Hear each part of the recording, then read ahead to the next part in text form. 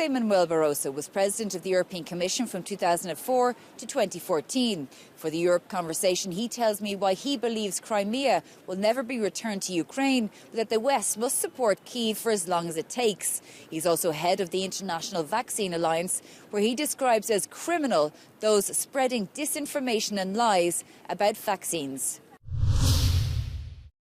So, President Barroso, it's 10 years since you left as President of the European Commission, and a lot has happened. I mean, even when you started, it was the beginning of enlargement, where we went from 15 countries to 25, then to 28, and now 27. Yes. So it's in fact 20 years before, after my first commission. It was this month, precisely, 20 years ago, and a lot is happening. But I think it's important also to keep in mind that there is continuity. That European institution, par excellence, is the European Commission. And as one of the founding fathers of the European Union said, the European community, Jean Monnet, he said, nothing happens without man. Now we should say nothing happens without people. So nothing happens without man, nothing lasts without institutions. And the European Commission is a great institution.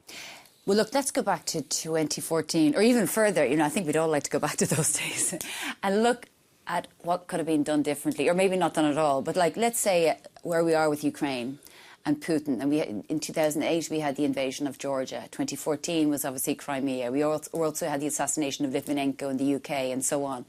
And the Baltics were constantly saying to the EU, we need to be much stronger when it comes to Putin and stop being so naive when it comes to Russia, having interdependence when it comes to oil and gas.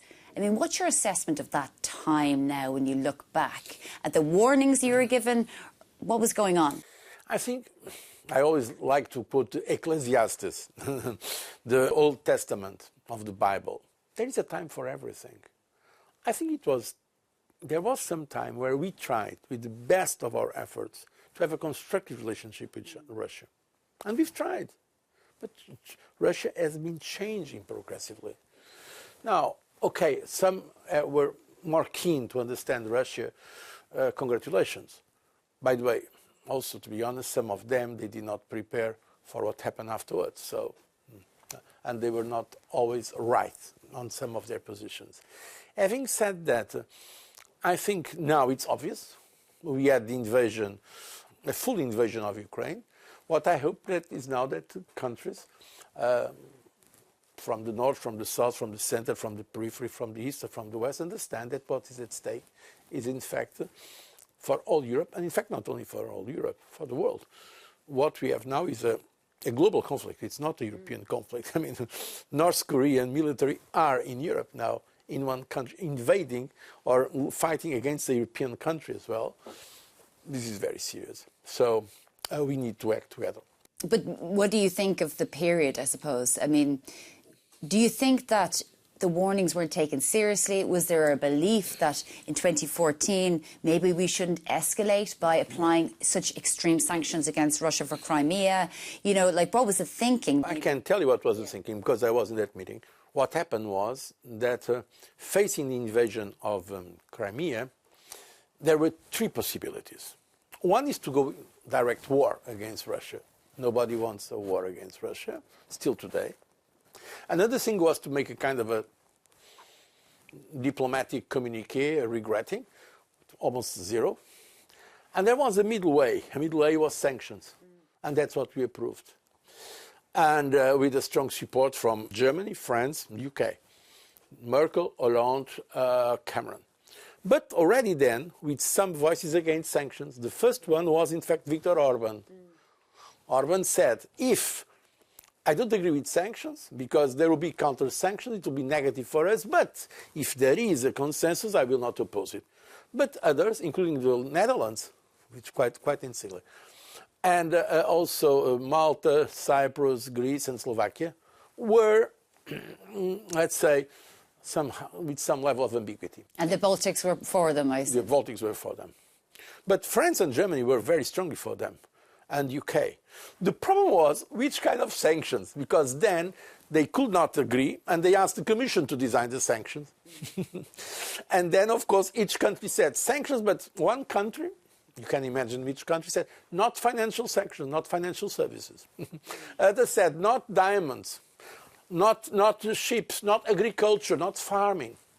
Because we had the discussion in that's why at the end of the day, the sanction package was relatively minimalist compared to what happened afterwards. So what should it be? What would, if you went back to that time now, what should have been done? Well, look, we have to see what was possible at that time.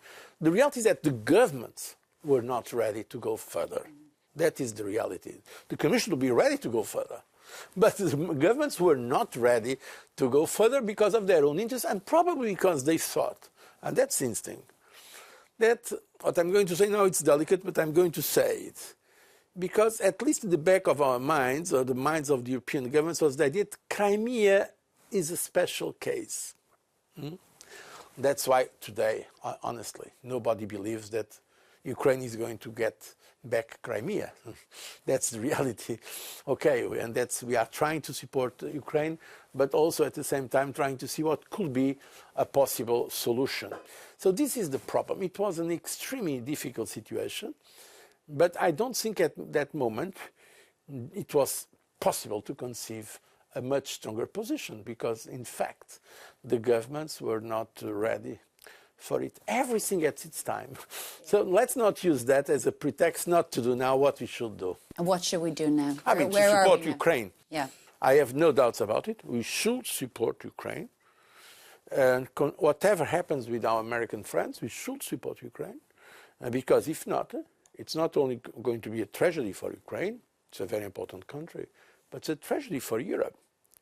And it's going to be the best possible offer we give to the movements against democracy, against international law, against also our own values.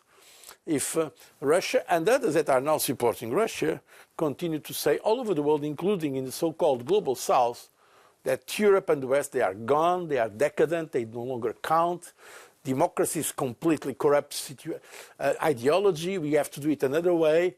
I mean, what is at stake in Ukraine is a fundamental issue for all the world. The so-called global south is looking.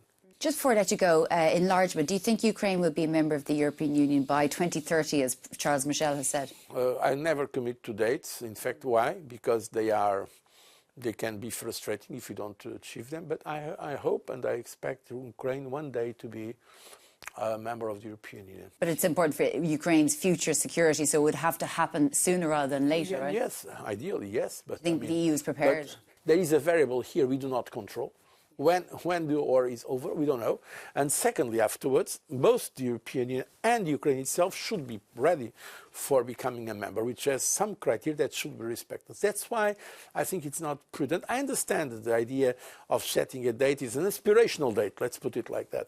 But we cannot commit to a date. But yes, but we should, meanwhile, do everything to help Ukraine to become a member. I don't believe that Putin will, I know Putin.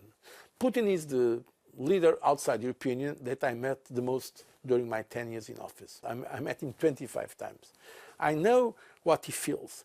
And now, when we have hundreds of thousands of young Russians being killed already now, there are 1,200 casualties per day, Russian casualties. Putin does not want to come to the Russian people and say, okay, we have gained some more territory, a little bit of Donbass, a little bit of Crimea. No. The goal of Putin was to avoid Ukraine to be a country. I know because I spoke with him about this. What did he say? I mean, he said one day, he said to me, why are you defending Ukraine? You know very well that Ukraine is an artificial country created by the CIA and by the European Commission. I told him, look, if it was the European Commission who created Ukraine, I should be informed. So it's completely. So, in fact, he does not want Ukraine to exist, or if it exists, to be a kind of Belarusia, without any independence in foreign policy or in defense terms.